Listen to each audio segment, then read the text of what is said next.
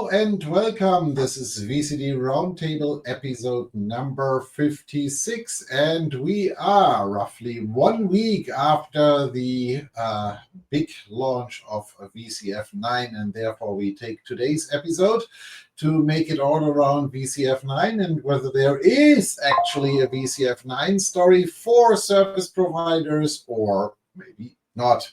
So that's the topic for today's session. We will also quickly cover a few topics around Explore and a few other things. But before we get into the weeds, quick hello, Sasha.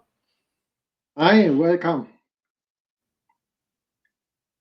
Matthias. Yo, guys. Hello and welcome. Finally, first episode with VCF 9. Yes, so last week, Broadcom, was it last week or was it 2 weeks ago? No, 16th. 10 days ago. Last week, 9 days ago.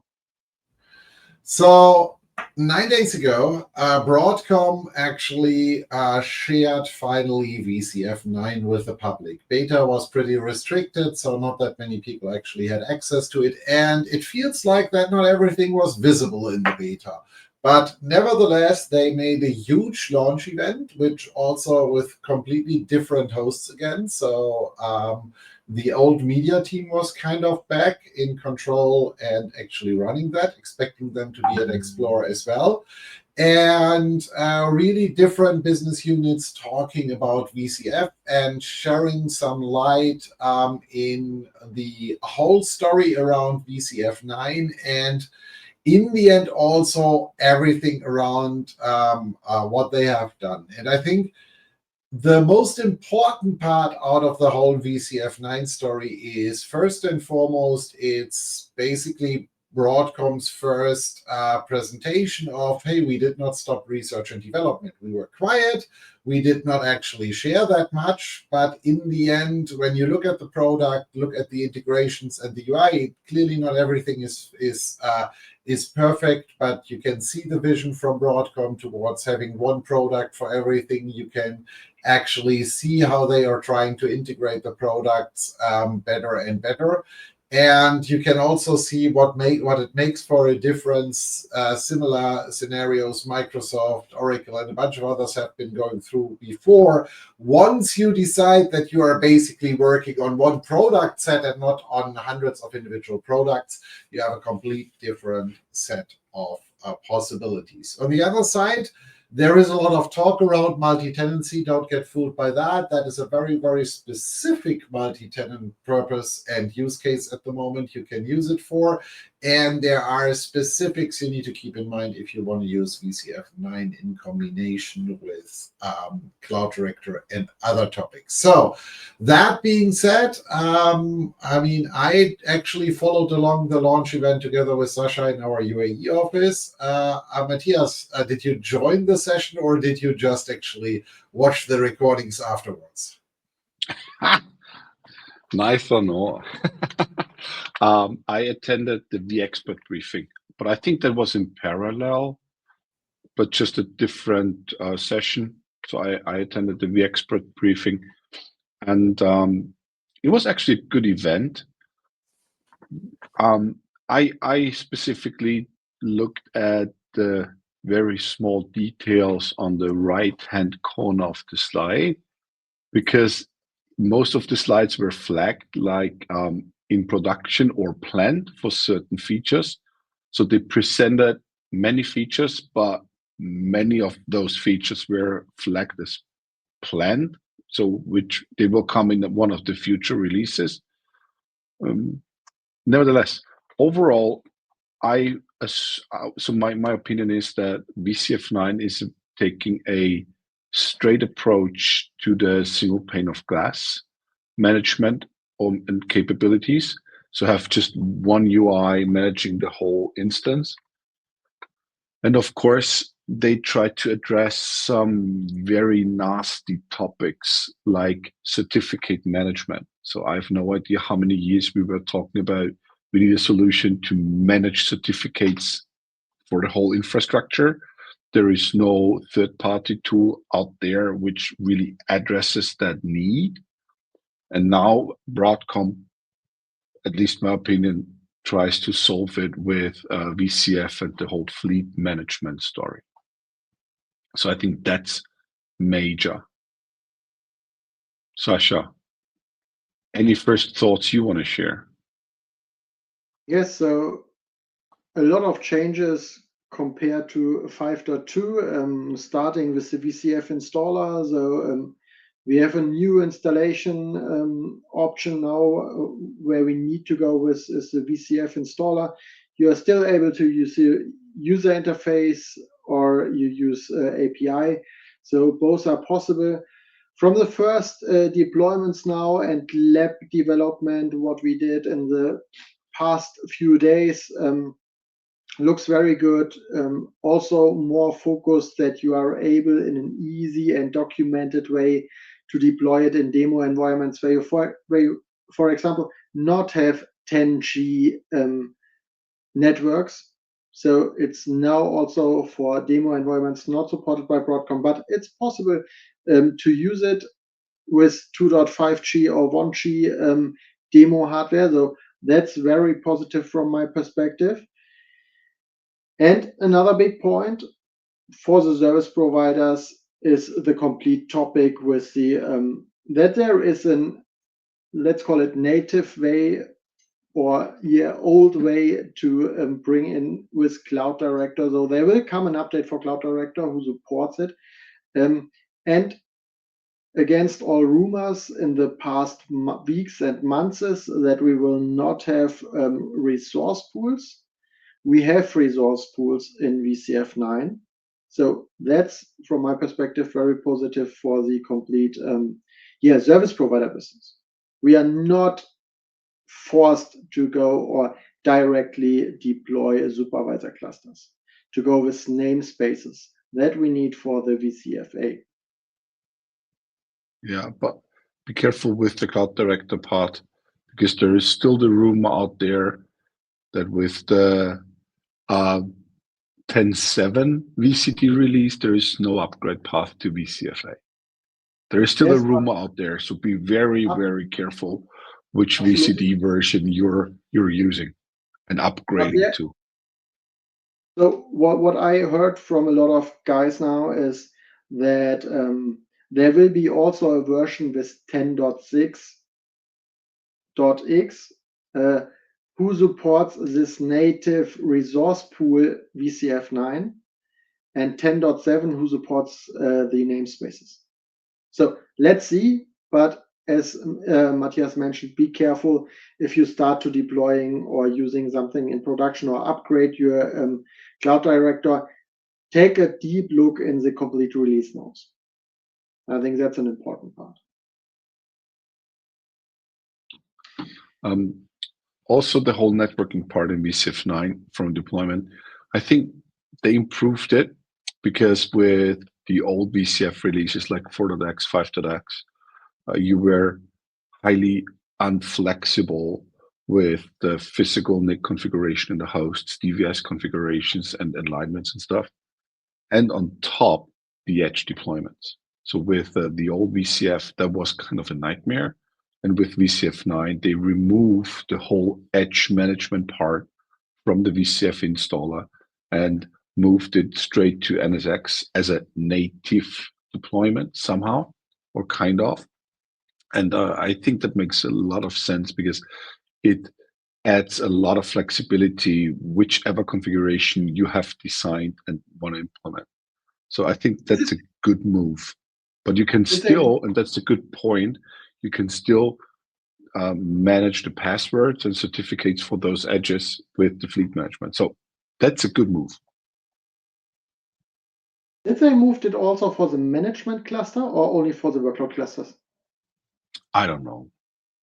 I mainly look into the workload domains, because honestly, I still do not use NSX on the management domain. So yeah, but for example, you need it for some parts. So yes, but only some. So try to not use it. So that's still my approach, but that's mine. But with the edges, I think that's a good move. and also the better flexibility in terms of which combinations are possible, like physical NICs per host and how many NICs per distributed switch and so on and so forth. So that was really very strict in the old ones. That's more flexible in VCF 9.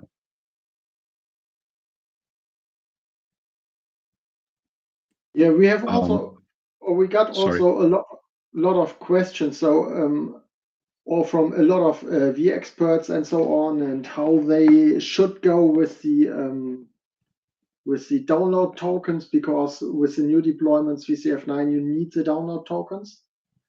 So we try to figure out what is the case there and keep you up to date on the next roundtables, because that's a bit a challenge of most of the SEs who wants to test it, architects who wants to test it, because in both ways, if you want to create an offline repository or you want to use the online repository, you need this download tokens.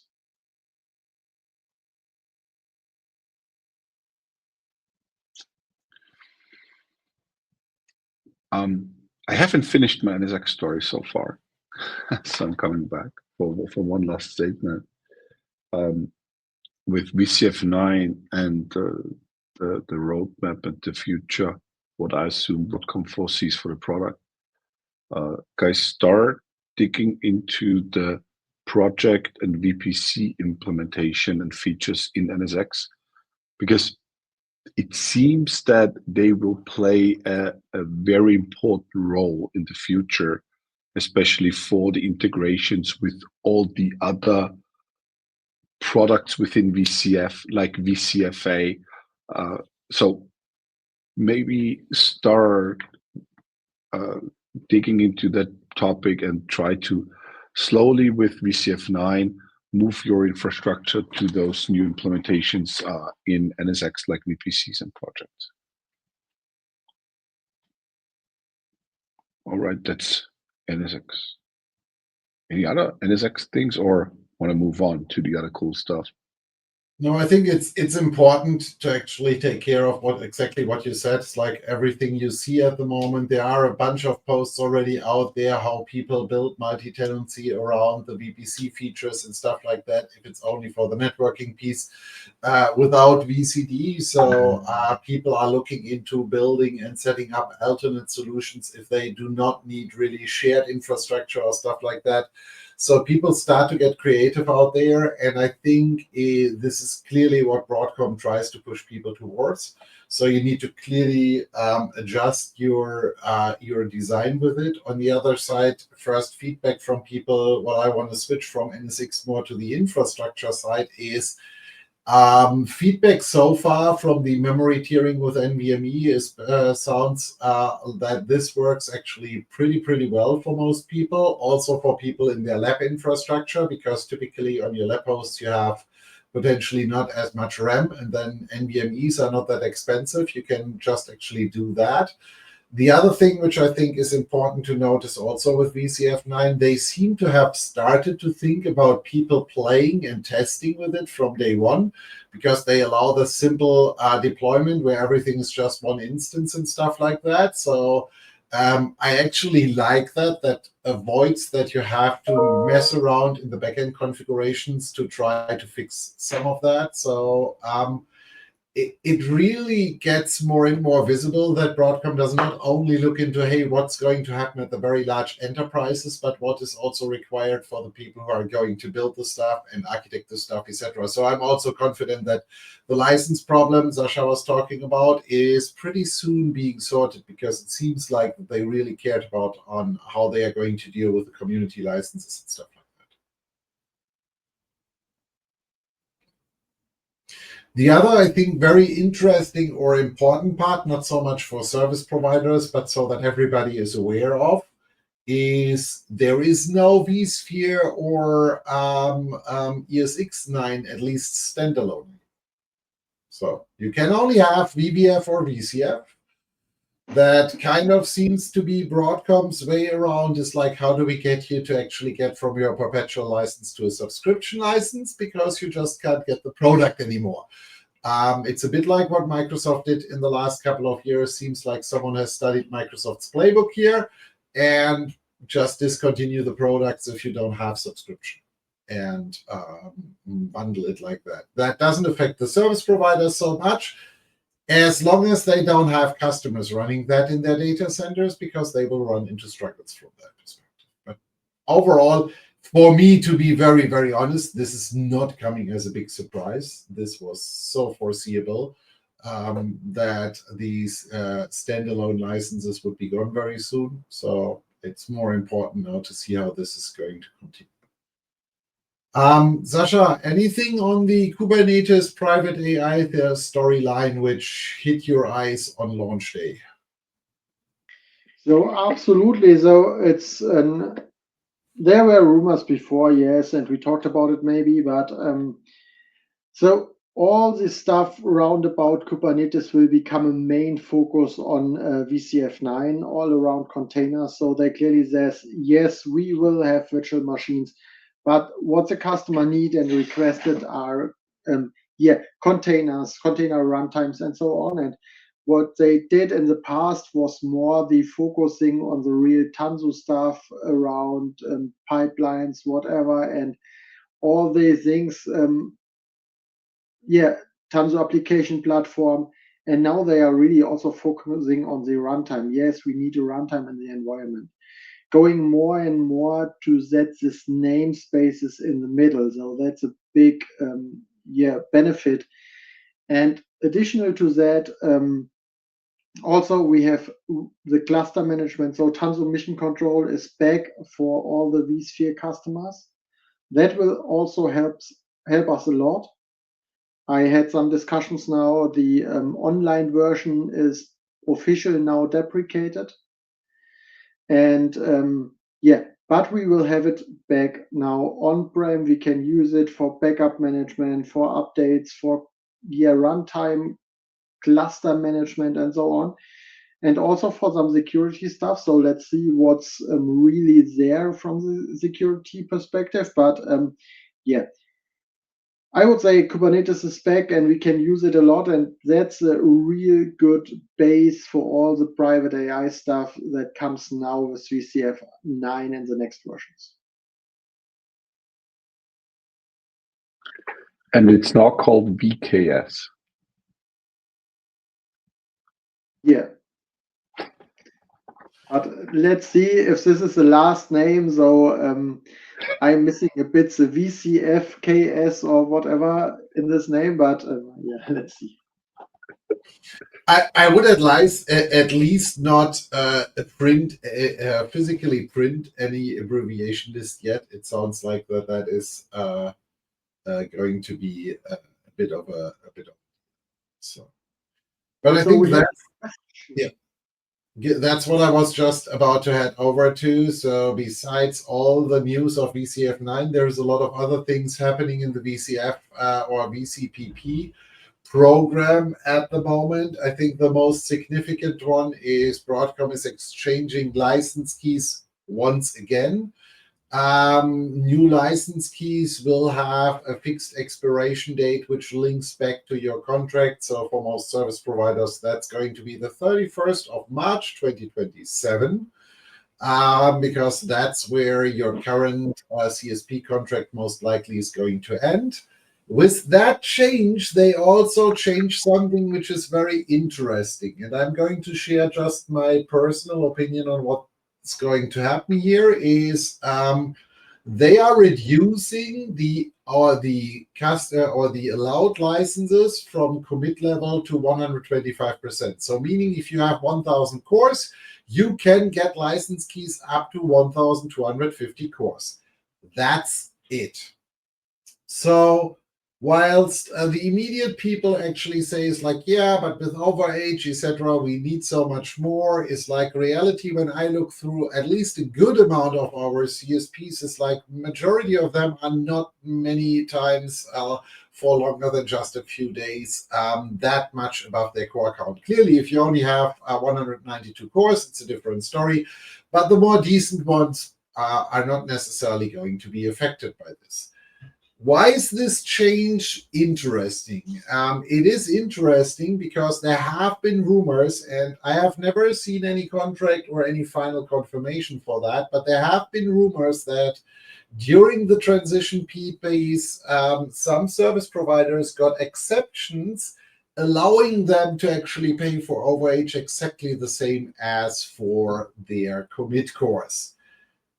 And so they did never commit their cores, or only a very small amount, and actually did use everything else in overage. That is going to be interesting now, because instead of changing the contract, if it is true at all, Broadcom is just going to solve it the other way around. If they use 10,000 cores in overage because they paid the same as others for commit, and they only have 500 in commit, then Broadcom is going to force them in a commit. That will be, then the question, is that a commit from now on, or is that already going to be a 3 years commit? That's just my take on that. Reality is, up until a few days ago, that was always messaged is like it will stick at 200. I was a bit surprised by the 125 as well. But it's also based on other talks, my feeling that Broadcom really wants to get away from any kind of license flexibility to a part where service providers like normal enterprise customers just have a fixed commit, and then they pay that commit and don't want to see any overage, etc. Because the 125 also matches to what is sounding like rumors, what Broadcom is going to allow, let's say, enterprise commercial customers to use as overage within their licenses from time to time, as long as it balances per year, so that they can make system replacements, etc. So the number is not coming out of nowhere. But in the end, yes, it is a change. It's not fun, and you need to change them, and it's going to be interesting for some providers how they are going to deal with that. The other thing is the retroactive invoicing of VCPP licenses. And let me be bloody honest here, is like whoever was actually of the opinion that Broadcom would never actually charge for the old overage license keys. I know that some account managers and other people actually told some service providers that this would be happening, but the contract was always clear. And I have heard people actually saying already, is like, yeah, but how and when? If you look into your VCSP contract, it actually says very clearly there that even if Broadcom can't prove what they have, they can basically do an estimate based on your current usage and other scenarios, and based on that, estimate what was your core count in the past, and you will have to pay for it. For me, the biggest concern with the retroactive invoicing is just how long it took them to do that, because that now becomes legally and financially a bit of an issue. But overall, I'm still surprised as how many service providers were kind of hit cold with this. It's like it was always clear that Broadcom is going to charge for overage. It was always clear that they can worst case estimate it. So I'm really sure it's like I'm more and more in this whole transition Broadcom VMware is like it feels like no one is reading their contracts, because it was clearly in there. It was not hidden. So this is again and again completely confusing for me how people can operate businesses and not reading contracts. But that seems to be next message is like, we heard of CSPs using 300% overcommit during the transition to give plenty of buffer or something like that. Yeah, there are all kinds of stories around these overcommits, overages, and stuff like that. But the reality is I can only judge what the standard contracts have, even if we would have an exception, there would be an NDA on it, so that can't be shared. But a lot of these things is I'm not sure if they are really true, because every time you hear them again and again in the market, but on the other side, you then speak to people in the VCSP business unit at Broadcom, they more or less say it's like they don't know of that at all. So it can mean both things. They don't want to talk about it, or it's not true. So the thing we know for true is what's currently in the new contracts or in the changed contracts with the FAQ, 125% is your limit, and I'm pretty sure you will not get around the retroactive invoicing because there are enough rules in the contract which clearly say that they can do it. And not only that they can do it, they basically said from day one that they would do it based on the contracts. If you have an account manager which told you differently, then I would actually, in your case, actually grab me that account manager and make it his problem, not yours.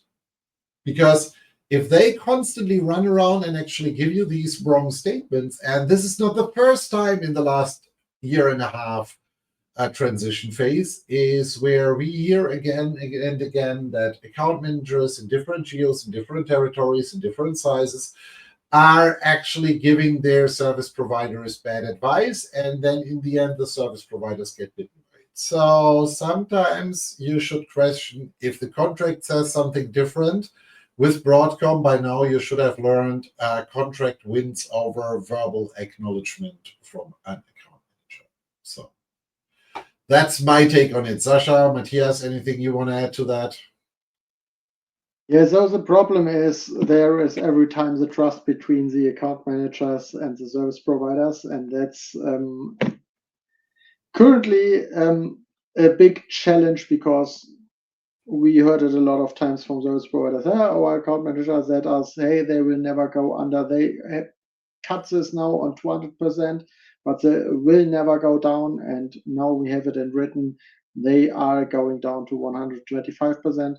That will be a big challenge for many service providers, also from a planning perspective. So what happens? So if the license is running out of time, or and they are no longer active, you have a big problem, because, for example, if you have an disaster recovery environment, license only active licenses or active running hosts. So it's a big explanation in the FAQs.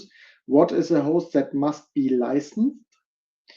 And if you have licensed your active environment, have a second environment for disaster recovery. In the older days, you were able to create the keys and license it and only pay, for example, if you deploy an update. Now you have to license both environments, because if your license keys are expired, they will not longer be a part of the cluster. But as Yves mentioned, it's written in the original contracts.